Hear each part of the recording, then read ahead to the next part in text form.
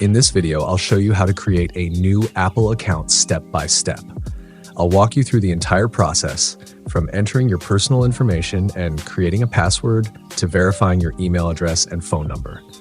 By the end of this tutorial, you'll have a new Apple account ready to use with Apple services. Let's get started. Go to account.apple.com and click Create Your Apple Account. First, enter your first name. Then, enter your last name. Select your region.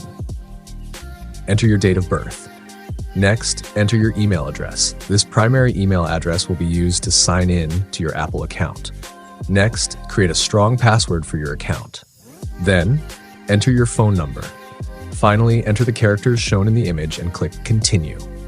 Next, enter the verification code sent to the email address you provided to verify your email address, then click Continue.